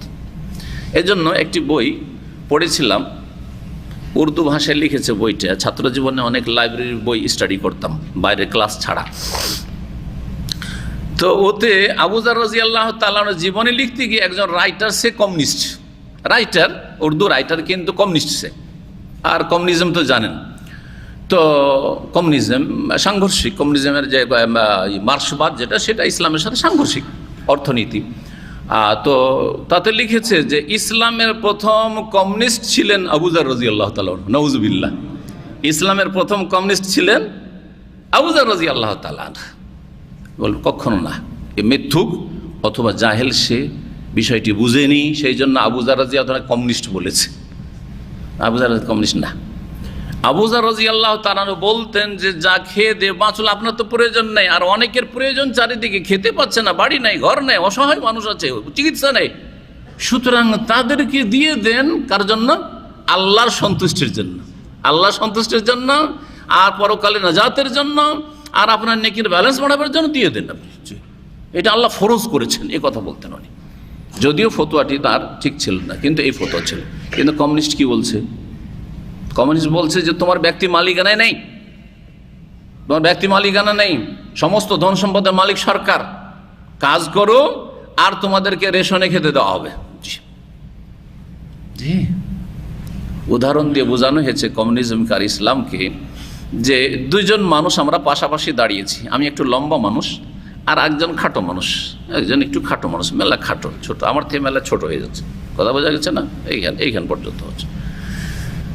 তো ইসলামে দুইজনকে একটু আমরা সমান করতে চাই, ইসলামের আলোকে সমান করতে চাইছি, যে ও বেশি নিচা হয়ে যাচ্ছে, আমরা সমান হতে চাই। তাহলে কি করব? যে পায়ের তলায় 2-4টা ইট দিয়ে দে বা পাথর দিয়ে দে, পায়ের তলায় একটা উঁচা পাথর দিয়ে দিলাম, পাথর দেওয়ার পরে পাথরের উপরে ওকে দাঁড় করলাম, ওই খাটো লোকটিকে, তখন আমার সমান হয়ে গেল। কি হলো? আমার সমান হয়ে গেল। এটা হচ্ছে ইসলাম, এটা হচ্ছে নিজাম ইসলামী, ইকতিসাদ ইসলামী, হ্যাঁ, ইসলামী অর্থনীতি। আর কমিউনিজমের অর্থনীতি হচ্ছে যে এ বেশি লম্বা হয়ে গেছে আর এ বেশি ছোট হয়ে গেছে, সুতরাং এই লম্বাটার গলা কেটে নিতে হবে, না পা কেটে নিতে হবে। কথা বলছে, হয় গলা কেটে নে আর না হয় পা কেটে নে আর কেটে নিয়ে সমান করে দিই। এটা হচ্ছে কমিউনিজম। জবরদস্তি, ওর ব্যক্তি মালিকানা নেই। আরে ব্যক্তি মালিকানা যদি না থাকে তো না যাকাত দিতে পারবে, না হজ করতে পারবে, না উমরা করতে পারবে, না কোরবানি করতে পারবে। এই অর্থনীতির সাথে সম্পর্কিত অনেক ইবাদত রয়েছে, একটি ইবাদত করতে পারবে না। যার ফলে সোভিয়েত ইউনিয়নের লোক আর চাইনার লোকেরা দীর্ঘ সময় ধরে তারা হজ করতে সক্ষম হয়নি। জি, হজ করতে সক্ষম হয়নি। ব্যক্তি মালিকানা নেই, কিছুই নেই। খাটো আর খাও, কারখানাতে কাজ করো, নারী পুরুষ কাজ করো আর খাও দাও, ব্যাস। কোথেকে হজ করবে, কোথেকে উমরা করবে, কোথায় থেকে কোরবানি করবে? জি। তো আবু যার রাদিয়াল্লাহু তাআলা বলতেন, এ কথা বলতেন না যে ব্যক্তি মালিকানা নেই। হ্যাঁ, তোমার ব্যক্তি মালিকানা আছে, কিন্তু খেয়ে দিয়ে বেঁচে গেল, সুতরাং আর কারো কাছে কিছু নেই, শুধু সবটাই দান করে দিতে হবে। ইসলাম কি বলছে? যে খেয়ে দিয়ে বেঁচে গেল, যাকাত দিতে হবে, আল্লাহর হক আদায় করে দিতে হবে, গরিবের হক আদায় করে দিতে হবে, শতকরা 2.5% আর ওসর বা নেসফুল ওসর, আর তারপরে তখন বাকিটা আপনি সঞ্চয় করে রাখুন। এটা কানজ নয়। যারা যাকাত দেয় না আর টাকা পয়সা সঞ্চয় করে রাখে, ওয়ালা ইউনফিকুনা ফি সাবিল, আল্লাহর রাস্তায় খরচ করে না, মানে যাকাত দেয় না, যাকাতে খরচ করে না, ফাবাশশিরহুম বিআযাবিন, তাদেরকে মর্মান্তিক শাস্তির সুসংবাদ দিয়ে দাও। এটা হচ্ছে সাহাবায়ে কেরামদের তাফসীর। কিন্তু আবু যারের তাফসীর ছিল যে খেয়ে দিয়ে বেঁচে গেল, সুতরাং আপনি কানজ করে দিলেন, সঞ্চয় করে রেখে জমা রেখে দিলেন কালকের জন্য, অথচ কালকে আবার ইনকাম হবে। হ্যাঁ, কালকের জন্য কেন আজকে চিন্তা করবেন? সুতরাং আপনার জন্য কঠোর শাস্তি রয়েছে। এই নিয়ে তখন সাহাবায়ে কেরামদের সাথে মদিনায় দ্বন্দ্ব শুরু হয়ে যায়। এক জায়গায় যদি বাস করে আর মতের ভিন্নতা থাকে, এই তোমরা হারাম কাজ করছো কিন্তু টাকা পয়সা জমিয়ে রাখছো। হ্যাঁ, কেন? বলছে একটা পয়সা রাখা যাবে না, যা খেয়ে দিয়ে বাঁচলো সব দান করো। এটা তো কেউ কারো কাছ থেকে শুনিনি, তুমি কোন কথা বলছো? দ্বন্দ্ব হবে না, হবে না? এই দ্বন্দ্ব যখন দেখলেন উসমান রাজিয়া, তখন বললেন আবু যারকে পরামর্শ, দেখো মদিনায় থাকলে তোমার যার তার সাথে ঝামেলা বাজছে, তুমি রাবাজা এলাকায় চলে যাও, আর ওখানে থাকো, কারো সাথে কোনো ঝামেলা হবে না। হ্যাঁ, তোমাকে বাধ্য করে তোমার মত থেকে ফিরতে বলবো না, সেটা তোমার ইজতিহাদ, কিন্তু তুমি সেখানে থাকো। ওখানেই ইন্তেকাল করেছিলেন জি রাদিয়াল্লাহু তাআলা আনহু, এবং তিনি আর তার গোলাম সেখানে ছিলেন। আব্দুল মাসউদ রাদিয়াল্লাহু তাআলা আনহু যখন ওই রাস্তা দিয়ে কুফা যাচ্ছিলেন, সেখানে পৌঁছেছিলেন আর জানাজা পড়েছেন আবু যার রাদিয়াল্লাহু তাআলা আনহুর। এই ঘটনা রয়েছে সিরাতের কিতাবাদিতে। যাই হোক, এখন আবু যার রাদিয়াল্লাহু তাআলার ঘটনা শোনেন। চাকরের শরীরে যে কাপড়, তার শরীরেও সেই কাপড়। ফাসআলতু আন যালিক, তখন মারুর বলছেন, আমি আবু যারকে জিজ্ঞাসা করলাম যে ব্যাপারটা কি, এত দামি কাপড় বা এত ভালো কাপড় চাকরকে দেওয়ার দরকারটা কি? যেই কাপড় আপনি পরছেন সেই কাপড়ই চাকর মানে কৃতদাসকে দিচ্ছেন, তাও আবার, কারণ এটা তো শরীয়ত বলে না, বাধ্য করেন। ফাকালা, তখন বলছেন, শোনো একটা ঘটনা আছে, তার পরিপ্রেক্ষিতে আমি এই ভালো আচরণটা করি যাতে করে আমার ওই ভুলের কাফফারা হয়ে যায়। ইন্নী সাবাবতু রাজুলান, আমি একজন লোককে এক সময় গাল দিয়ে দিয়েছিলাম। তিনি ছিলেন বেলাল রাদিয়াল্লাহু তাআলা। বেলাল কোথাকার লোক ছিলেন? হাবাসার লোক। সাদা ছিলেন না কালো? কালো, নিগ্রো একবার, আফ্রিকা যেমন কালো হয়, হাবাসা আবিসিনিয়ার। তো বেলাল রাদিয়াল্লাহু তাআলাকে একবার গাল দিয়ে দিয়েছে। এখানে রাজুলান আছে, অন্য হাদিসে বা সিরাতের কিতাবে রয়েছে সেই লোক যাকে গাল দিয়েছিলেন তিনি ছিলেন বেলাল রাদিয়াল্লাহু তাআলা। কি বলে গাল দিয়েছিলেন? মা তুলে গাল দিয়েছেন। আমরা আমাদের ভাষায় বলি কি, মা তুলে গাল দেওয়া। তার মানে গালটা অন্য হাদিসে রয়েছে ইয়াবনা সাউদা, ইয়াবনা সাউদা, সাউদা মানে কালো মহিলা। হ্যাঁ, হে কালিয়ার ছেলে, কালিয়ার সন্তান। যেমন আমাদের দেশে গাল আছে না, এ অমুকের পোলা। হ্যাঁ, বলছেন আপনার অমুকের পোলা, হ্যাঁ অমুকের ছেলে তুই। তো ইয়াবনা সাউদা বলে গাল দিয়ে দিয়েছিলেন। সুবহানাল্লাহ। তাহলে মানুষ ভুল করতে পারে, কি ভুলের ঊর্ধ্বে নয়, কিন্তু ভুল করে সংশোধন করে নিলে সফলতা। ভুল হতে পারে আমার দ্বারা, কিন্তু ভুলের যদি সংশোধন করে নিতে পারি তাহলে এটি হচ্ছে কামিয়াবি। এমন নয় যে আমার ভুল হবে না, আমি লেখাপড়া করেছি যেন ভুল হবে, ভুল হবে, কিন্তু ভুল থেকে যত তাড়াতাড়ি সংশোধন করে নেবেন তত বেশি আপনি কামিয়াব। বলছেন আমি গাল দিয়েছিলাম কি বলে? ফাআইয়ার তহবে উম্মেহি, তার মা তুলে তাকে গাল দিয়েছিলাম, মা তুলে মায়ের নাম ধরে গাল দিয়েছিলাম। রাসূলুল্লাহ সাল্লাল্লাহু আলাইহি ওয়াসাল্লাম জানতে পেরে নিয়েছিলেন যে আমি এরকম গাল দিয়ে দিয়েছি বেলালকে। ফাকাল আলী নবী সাল্লাল্লাহু আলাইহি ওয়াসাল্লাম, তখন আমাকে নবী করিম সাল্লাল্লাহু আলাইহি ওয়াসাল্লাম বলেছে, ইয়া আবু যার, হে আবু যার, আইয়ার তহবে উম্মেহি, তুমি তার মা তুলে গাল দিয়েছো তুমি তাকে?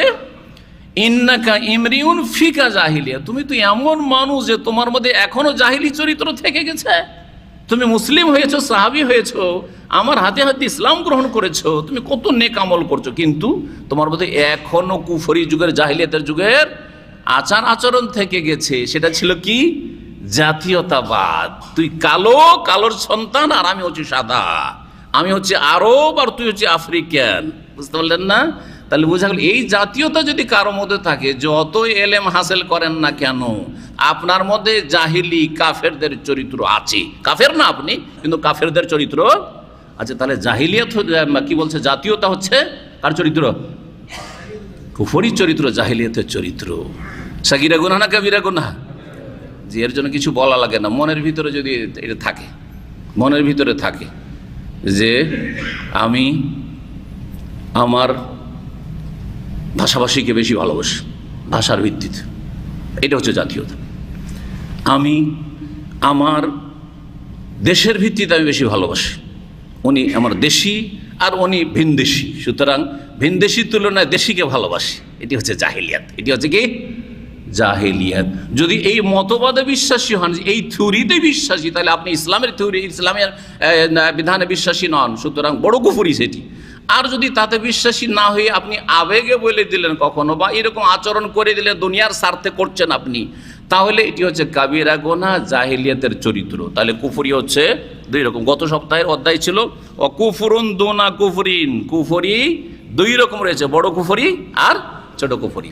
তাহলে যে মতবাদগুলি রয়েছে, যে সমাজবাদ, যতগুলি বাদ বা ইজম রয়েছে, সমাজবাদ, তারপরে আপনার কি বলছে মার্ক্সবাদ, মাওবাদ, তারপরে আপনার কি পুঁজিবাদ, আর তারপরে আপনার এই কি বলছে জাতীয়তাবাদ, যতগুলি বাদ রয়েছে, এই বাদগুলিতে যদি কেউ থিওরিক্যালভাবে ধ্যান ধারণায় বিশ্বাসী হয়, তাহলে সে বড় কুফরিতে রয়েছে। আর যদি তাতে বিশ্বাসী নয়, কিন্তু আবেগে অথবা দুনিয়ার স্বার্থে, দুনিয়ার মোহে, বা কারোর সাথে একটা বিদ্বেষ, ওর সাথে বৈরিতা আছে, তাই ও পাকিস্তানি, আমি অমুক দেশি, এইরকম কথাবার্তা, এই মসরি, ও এরকম কথা বলে দিল, তাহলে এটা কাবিরা গুনাহ করলো। কি করলো? কাবিরা গুনাহ করলো, কাবিরা গুনাহ করলো। এইরকমই কিছু লোক আবেগে, কিছু লোকের খারাপ চরিত্রের কারণে গোটা দেশের নাম ধরে, মেসরি আবার ভালো হয় নাকি? তা আপনি যখন বলবেন মেসরি ভালো হয় নাকি, তখন বাঙালিও তো বদনাম হয়ে আছে, তখন বাঙালি মানেই খারাপ, বাঙালি মানে কি? খারাপ। হ্যাঁ, আরবদের একটা ধারণা এরকম তৈরি হয়ে গেছে না? না না, ঢালাহারি, কোনো জাতিকে ভালো বলা যাবে না আর কোনো জাতি খারাপ বলা যাবে। প্রত্যেক জাতিতে খারাপ আছে আর প্রত্যেক জাতিতে ভালো। এটি আল্লাহর হিকমত। যেটা স্বর্ণযুগ, সাহাবাই কেরামদের যুগ, রাসূলুল্লাহ সাল্লাল্লাহু আলাইহি যুগ, সেই যুগে আবু জাহাল, আবু লাহাব ছিল, যাতে করে কেউ না ভাবে যে কোনো একটা যুগ, যেই যুগের সবাই ফেরেশতা চরিত্রের ছিল না। যদি কোনো যুগে ফেরেশতা চরিত্রের সংখ্যা বেশি থাকে, তো ইবলিশ চরিত্রেরও কিছু লোক থাকবে। জি, প্রত্যেক জাতিতে থাকবে, প্রত্যেক জাতিতে থাকবে, যারা জাতিকে কলুষিত করেছে, বা জাতির কি করেছে, যেটাকে বলা হচ্ছে ভাবমূর্তি নষ্ট করেছে। বলছেন যে আমি যখন এরকম কথা বললাম, রাসূলুল্লাহ বললেন যে আবু জার, তুমি কেমন মানুষ, তোমার মধ্যে এখনো জাহিলিয়াত থেকে গেছে, এটা কেন? তুমি ওকে কালিয়ার ছেলে, কালিয়ার সন্তান কেন বললে? ইখওয়ানুকুম খাওয়ালুকুম, ইখওয়ান আখুনের বহু বচন, ভাই, আর খাওয়াল মানে হচ্ছে তোমাদের অধীনস্থরা, মানে তোমাদের চাকর নকর যারা, তোমাদের চাকর নকর বা দাস দাসী যারা, বা তোমাদের অধীনস্থরা তোমাদের ভাই। কি বলে রাসূলুল্লাহ সাল্লাল্লাহু আলাইহি ওয়াসাল্লাম? বাড়ির চাকর আছে, কাজের ছেলে, কাজের মেয়েরা আছে, ওরা তোমার ভাই, তোমার বোন। তোমার ভাইয়ের সাথে, বোনের সাথে যেমন আচরণ করো, তেমনই তোমার কাজের মেয়ের সাথে আচরণ করবে। এমন নয় যে তার আপনি আপনার ইজ্জতের উপর আক্রমণ করবেন, তার উপর কুদৃষ্টি দেবেন। আউযুবিল্লাহ। একজন মুসলিম, সত্যিকার মুসলিম হইল কোনো কাফের মেয়ের ওপর, আল্লাহদ্রোহী মেয়ের ওপর কুদৃষ্টি দেবেন না, কারণ সেটা পাপ, সব ক্ষেত্রে পাপ। জি, একজন মুসলিমের হাত, পা, চোখ থেকে অমুসলিমরাও নিরাপদ। ভালো করে শুনে রাখেন, সত্যিকার মুসলিম হইলে।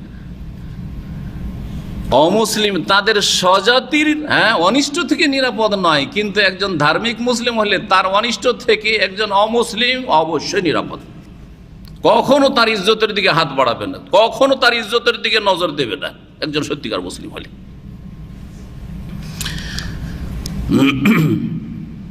ইখওয়ানুকুম খাওয়ালুকুম, তোমাদের অধীনস্থরা তোমাদের ভাই। জাআলাহুমুল্লাহু তাহতা আইদিকুম, তাদেরকে আল্লাহ তোমাদের অধীনে করে দিয়েছেন, তোমাদের আন্ডারে। এটা আল্লাহ করেছেন, এটা টেম্পোরারি, ক্ষণিকের। আজকে তোমাদের অধীনে রয়েছে, আগামীকাল এমন সময় আসবে যে তোমরা তাদের অধীনে হয়ে যাও, তাদের ছেলে মেয়েদের অধীনে হয়ে যেতে পারো। একসময় যারা মুঘল যুগে রাজ করেছে, নবাব পরিবার, সে নবাব সিরাজউদ্দৌলা পরিবার, আজকে অন্যের গোলামি করতে হচ্ছে, অন্যের গোলামি করতে হচ্ছে, ইংরেজদের গোলামি করতে হচ্ছে, তারপরে গোলামির ওপর গোলামি চলছে। তো এটা হচ্ছে যুগের আবর্তন, সুন্নাতুল্লাহ, সুন্নাতুল্লাহ। সুতরাং কখনো মনে করবে না যে এই অবস্থায় চিরকাল থেকে যাবে। এটি বড় ভুল যে মানুষ মনে করে যে যে অবস্থায় আছে মনে হয় এর পরিবর্তন ঘটবে না, আমি আর আমার আগামী প্রজন্ম কিয়ামত পর্যন্ত মনে হয় আমরা সবাই নেতা আর নেতাই থেকে যাব, মালিক আর মালিকই থেকে যাব। আজকের আমির কারকের গরিব পথের ফকির হয়ে কার অধীনে চলে যাবেন। নবী করিম সাল্লাল্লাহু আলাইহি সাল্লাম বলছেন আরও নসিহত করে, ফামান কানা আখুহু তাহতা ইয়াদিহি, সুতরাং কারো ভাই যদি তার আন্ডারে থাকে, তার অধীনে থাকে, মানে আপনার বাড়িতে চাকর চাকরানি থাকে, ফালইউতইমহু মিম্মা ইয়াকুল, যা খায় তা থেকে যেন খাওয়াই। এটা হচ্ছে উত্তম, বললাম এটা হচ্ছে উত্তম। যা খাচ্ছেন তাতে থেকে খাওয়ান, পুরোপুরি না পারলে কিছুটা খাওয়াবে। আর একটা দিক মনে রাখবেন, একেবারেই কিছু খাওয়াচ্ছেন না এমন করবেন না, এটা আবার ফরজ। কিন্তু ধরেন আপনার বাড়িতে রসগোল্লা তৈরি হয়েছে, হ্যাঁ, আপনার বাড়িতে পোলাও তৈরি হয়েছে আর সাদা ভাতও আছে, চাকর কাজের ছেলে মেয়েকে শুধু কি দিলেন, সাদা ভাত দিলেন, পোলাও এতটুকু দিলেন না, এটা হারাম। আপনি পেট ভরে যদি পোলাও না দিতে পারেন, যে আমি পোলাও দিতে পারলাম না, আমি খাসির গোস্ত, গরুর গোস্ত পুরোটা দিতে পারলাম না, অল্প কিছু দেন।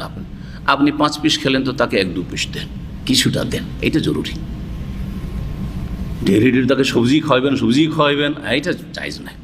মনে রাখতে হবে বিষয়গুলি, এগুলি আমাদের বাস্তব জীবনের সাথে সম্পর্কিত বিষয়। জি, অনেকের ধরেন পরের মেয়ে, আপনার মেয়ে আছে আর আপনার বৌমা আছে, এই দুটোতে বৈষম্য করে।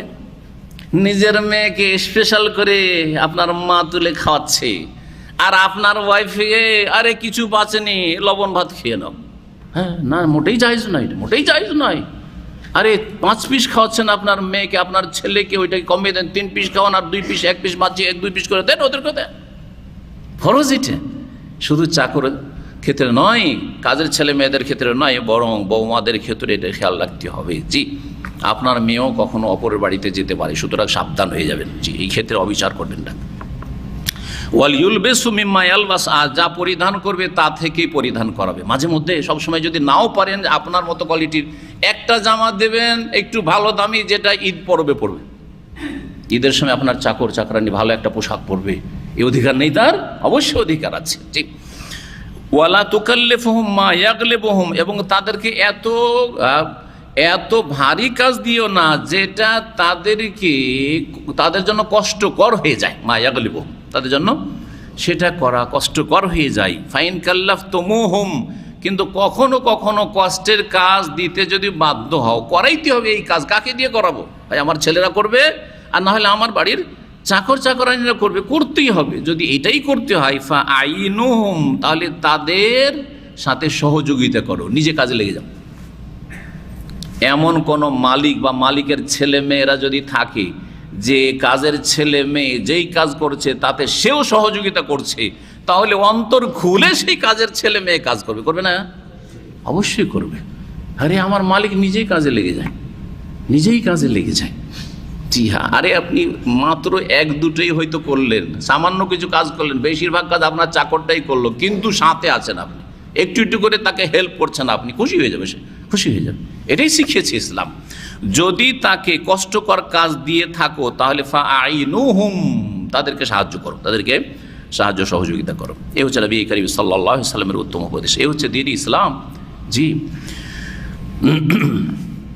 আরেকটি অধ্যায় নিয়ে আলোচনা করা যাক। বাবুন, এই অধ্যায় হচ্ছে ওয়াইন তাইফাতানি মিনাল মুমিনিনা ইকতাতালু ফাসলিহু বাইনাহুমা। আল্লাহ রাব্বুল সূরা হুজুরাতের আয়াত নম্বর 9 ইরশাদ করছেন, মুমিনদের দুটো দল যদি পরস্পর যুদ্ধে লিপ্ত হয়, ফাসলিহু বাইনাহুমা, তাদের মীমাংসা করে দাও।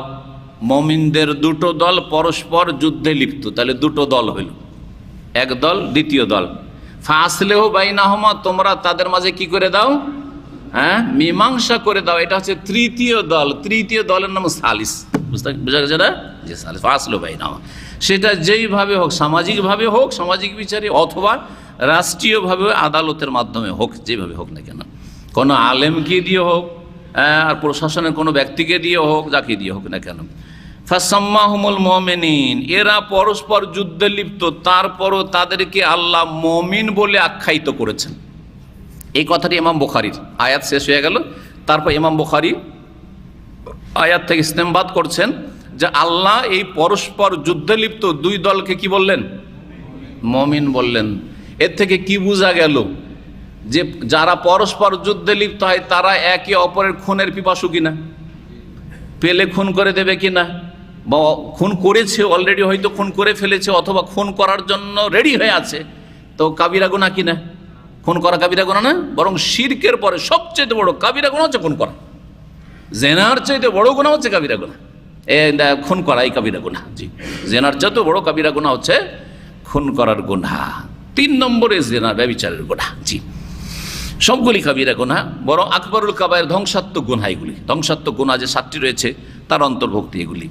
তো এত বড় অপরাধে জড়িত থাকা সত্ত্বেও শুধু শিরক, বড় শিরক করেনি, বড় কুফরি করেনি, সে নাস্তিক না, সে কাফের না, সে নামাজ অস্বীকারী না, রোজা অস্বীকারী না, সে মুশরিক বহুত্ববাদী না, মাজারপন্থীও না,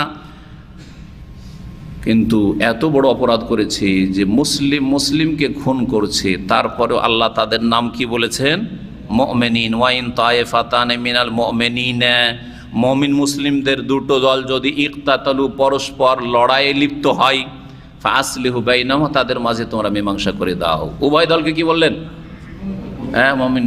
যারা খুন হয়েছে তাদেরকে মুমিন বললেন, আর যারা খুন করেছে তাদেরকে মুমিন বললেন।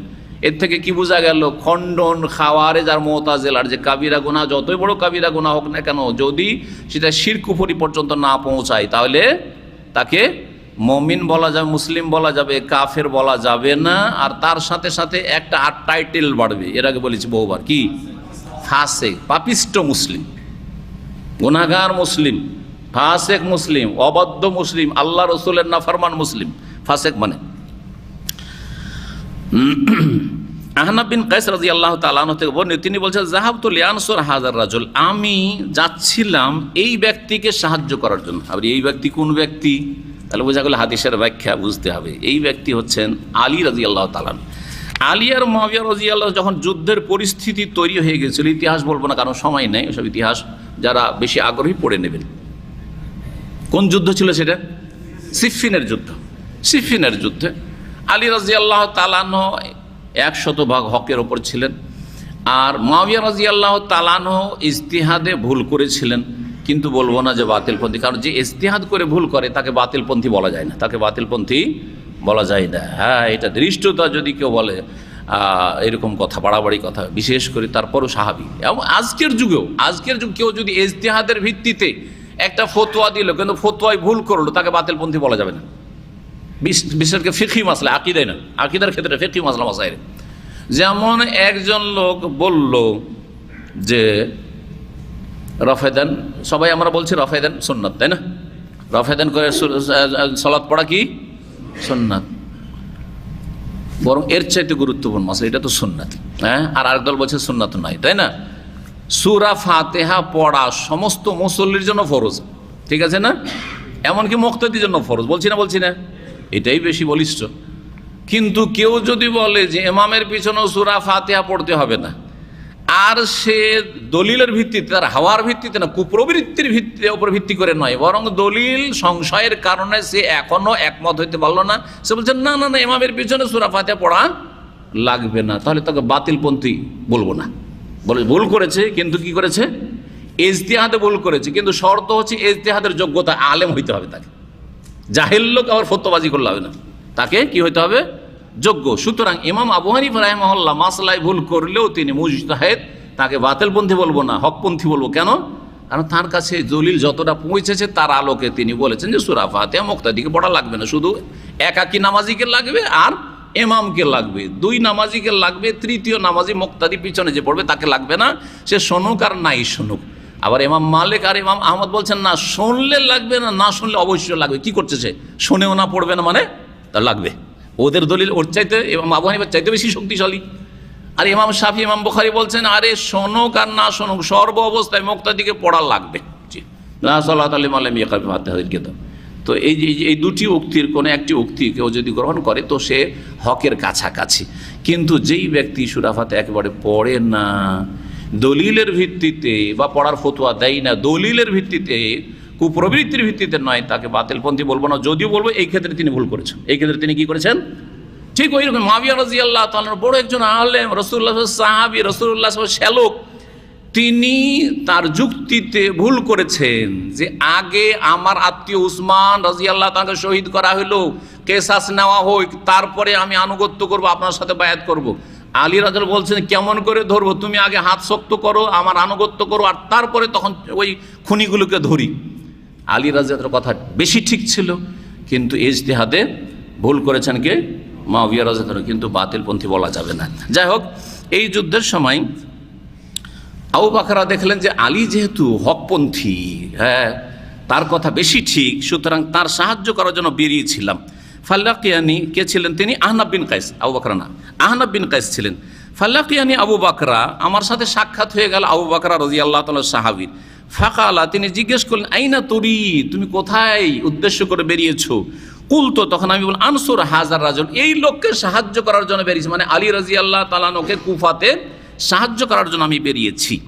কালা ইরজি, তুমি ফিরে যাও, সাহায্য করার দরকার নেই, ফিরে যাও। ফাইনি সামিয়তু রাসূলুল্লাহ সাল্লাল্লাহু আলাইহি ওয়াসাল্লাম, কারণ আমি রাসূলুল্লাহ সাল্লাল্লাহু আলাইহি ওয়াসাল্লাম বলতে শুনেছি ইয়াকুল ইজাল তাকাল মুসলিমান বিসাইফিহিমা, দুই মুসলিম যদি তরবারি নিয়ে মুখামুখি হয়, দুই দিকে দুই মুসলিমের হাতে তরবারি অস্ত্র আর মুখামুখি হয়েছে মারামারি করার জন্য, ফাল কাতিল ওয়াল মাকতুল ফিন্নার, এই ক্ষেত্রে একজন নিহত হইল আর একজন খুনি হইল, তো খুনি এবং নিহত উভয় ব্যক্তি জাহান্নামে যাবে। উভয় কি হবে? জাহান্নামে যাবে। সুতরাং এই ক্ষেত্রে মুসলিমের বিরুদ্ধে তুমি অস্ত্র ধারণ করে যাচ্ছ, মুআবিয়া বা তার সাথে যারা আসে তারাও মুসলিম, আর আলী রাদিয়াল্লাহু তাআলার সাথে যারা আছে তারাও মুসলিম, আর তুমি অস্ত্র নিয়ে বেরোচ্ছ। সুতরাং খুনি হলেও জাহান্নামে যাবে আর খুন হলেও জাহান্নামে যাবে। খবরদার এই কাজে যেও না, তুমি ফিরে চলে যাও। তাহলে সাহাবায়ে কেরামদের ওই সময় ওই সমস্যার ক্ষেত্রে একদল ছিলেন যারা নিরপেক্ষ ছিলেন, যে এই দিকে যাবো না ওই দিকে যাবো না, আমরা ফিতনার যুগে ঘরে বসে থাকবো, এই ফিতনা আমরা জড়াতে যাব না, এরকম ছিলেন। যদিও আলী রাদিয়াল্লাহু তাআলার সাথ দেওয়াটাই ছিল ঠিক মাসলার ক্ষেত্রে, কারণ আল্লাহ কোরআনে কি বলেছেন যে ফাকাতিলুল্লাতী তাবগী, যারা সীমা লঙ্ঘন বাগাত বিদ্রোহ করবে তাদের বিরুদ্ধে লড়াই করো। তাহলে আল্লাহর হুকুম আনুগত্য না করে বিদ্রোহ ঘোষণা করেছে, আলাদা করে নিচ্ছে। সুতরাং সেই ক্ষেত্রে যদি অত্যন্ত শক্তিশালী হয় আর কথা মানতে রাজি না হয় আর সেটা সরকারের জন্য ঝুঁকিপূর্ণ হয়, তাহলে অস্ত্র ধারণ করবে। আল্লাহ সেটা বৈধ করেছেন বা ফরজ করেছেন। ফকুল তো ইয়া রাসূলুল্লাহ, আমি তখন বললাম হে আল্লাহ রাসূল, হাজাল কাতিল, এ তো খুনি। এই আবু বকর বলছেন যে আমি তখন নবী সাল্লাল্লাহু আলাইহি ওয়াসাল্লামের কাছ থেকে এটা যখন শুনেছিলাম বলেছিলাম যে কাতিল যিনি খুনি, যে খুনি সে না হয় জাহান্নামে যাবে, কিন্তু ফামা বালুল মাকতুল, যে ব্যক্তি নিহত হলো সে কেন জাহান্নামে যাবে? সে কেন জাহান্নামে যাবে? নিহত হইলো বেচারা, মজলুম, নির্যাতিত, হ্যাঁ, সেকে মেরে ফেলে দেওয়া হলো, তারপরে জাহান্নামে যাবে? বলছেন হ্যাঁ, ইন্নাহু কানা হারিসান আলা কাতলি সাহিবি, কারণ সেও উদগ্রীব ছিল তার বিপক্ষের লোককে খুন করার জন্য, হ্যাঁ, তার প্রতিদ্বন্দ্বীকে খুন করার জন্য সেও কি ছিল? বড় উদগ্রীব, আগ্রহ, সচেষ্ট ছিল, আমি মারবো ওকে, আর বলছে আমি মারবো তোকে। একজন মরলো, একজন মারলো, দুইজনেই জাহান্নামে যাবে, দুইজনেই। এজন্য মুসলিমের বিরুদ্ধে লড়াই করলে দুইজনেই জাহান্নামে যাবে, যদি দুইজনেই একে অপরকে হত্যা করার চেষ্টা করে। কিন্তু পরিস্থিতি যদি অন্যরকম, একজন বাড়িতে নিরীহ বসে আছে মুসলিম, আর আরেকজন তার বাড়িতে ঢুকে নিরস্ত্র ব্যক্তি বা রাস্তাতে চলাফেরা করছে, মসজিদে যাচ্ছে আর ওকে খুন করে দিল, তাহলে তখন কি হবে মাসলা? তখন যে খুন করেছে শুধু সে জাহান্নামে যাবে, যে খুন হয়েছে সে জাহান্নামে যাবে, বরং সে শহীদ, সে হচ্ছে শহীদ, কারণ সে নিরস্ত্র, সে নিরীহ মানুষ, সে অস্ত্র ধারণ করেননি মুসলিমের বিরুদ্ধে, সে বাড়িতে বসে আছে। সুতরাং এইরকম যুদ্ধের পরিস্থিতিগুলিতে একজন লোক কোরআন তেলাওয়াত করছে, একজন বাড়িতে বসে আছে, হ্যাঁ, শুধু তার ভাষার ভিত্তিতে অথবা কোনো কিছুর ভিত্তিতে তাকে গিয়ে খুন করে দেওয়া হইলো, হ্যাঁ, দলের ভিত্তিতে, এই আমাদের দলের না সেই দলের, সেজন্য মার ওকে মেরে দে, এইরকম যখন করবে তো জাহান্নামে যাবে ওই খুনি। কিন্তু দুইজনেই অস্ত্র নিয়ে লড়াই করছে, যে যাকে পারেছে, এও মারে সেও মারে, আর মারতে গিয়ে মরে গেল কারো হাতে, দুইজনেই জাহান্নামে চলে যাবে। এই ছিল নবী করিম সাল্লাল্লাহু আলাইহি ওয়াসাল্লামের হাদিস। এই হাদিস থেকে কি বুঝালেন? যে সিফফিনের যুদ্ধের সময় যুদ্ধ হয়েছিল, যুদ্ধ করাতে অনেকে হতাহত হয়েছে। গুনাহগুলি কাবিরা না সাগীরা? যারা বিশেষ করে ভুল পথে এসছে, তারা ইজতিহাদে ভুল করে তাদের পক্ষ থেকে এসছে, তো গুনাহ তো কাবিরা এখন করে, কিন্তু তারপরেও তারা মুমিন মুসলিম। আর ইজতিহাদের ভুল হলে আল্লাহ মাফ করবেন, ইজতিহাদের ভুল হলে আল্লাহ কি করবেন? মাফ করবেন। কারণ হাদিসে রয়েছে, কেউ যদি ইজতিহাদের যোগ্যতা রাখার ইজতিহাদ করে আর ঠিক করে তাহলে দ্বিগুণ নেকি, আর ভুল করে তাহলে চেষ্টা করে সেজন্য একগুণ নেকি দেবেন, শাস্তি আল্লাহ দেবেন না। আজকে এখানে আলোচনা শেষ করছি। আল্লাহ রাব্বুল আলামিন যেন আমাদেরকে নেক আমলে তৌফিক দান করেন, ভালো পথে রাখেন, মন্দ পথ থেকে বাঁচিয়ে রাখেন, এবং আমাদেরকে উপকারী জ্ঞান দান করেন। আল্লাহুম্মা ইন্না নাসআলুকা ইলমান নাফিয়া ওয়া রিজকান তাইয়্যিবা ওয়া আমালান মুতাকাব্বালা ওয়া শিফাআন মিন কুল্লি দা। সুবহানা রাব্বিকা রাব্বিল ইজ্জাতি আম্মা ইয়াসিফুন ওয়া সালামুন আলাল মুরসালিন ওয়াল হামদুলিল্লাহি রাব্বিল আলামিন।